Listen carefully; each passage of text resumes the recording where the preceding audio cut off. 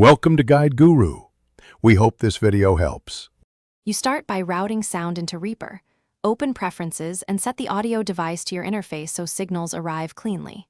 Next, create a track and record arm it. Select the correct input, input 1 for mic, input 2 for line. Turn on input monitoring so you hear what you record. Also choose a sample rate like 44, 1K or 48K, and a buffer size that balances latency versus CPU. This prevents clicks and gives you real-time feedback. Once armed, configure record mode to record. Input media file, so Reaper writes clean WAVs. This keeps editing simple. Adjust your interface gain so peaks sit near -6 dBFS. This gives headroom and avoids clipping, which distorts irreversibly.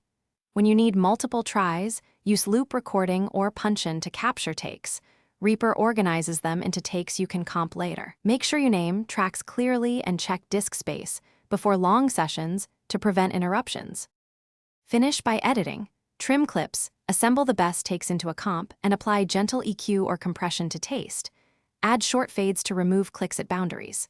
When ready, export with file render, selecting WAV 24-bit for quality or another format you need. If you encounter silence, distortion, or latency, troubleshoot. Verify track routing and input selection, lower or raise gain to avoid clipping. Reinstall or reset audio drivers, and confirm sample rates match between interface and Reaper. Thanks for watching. Consider subscribing if we helped you today.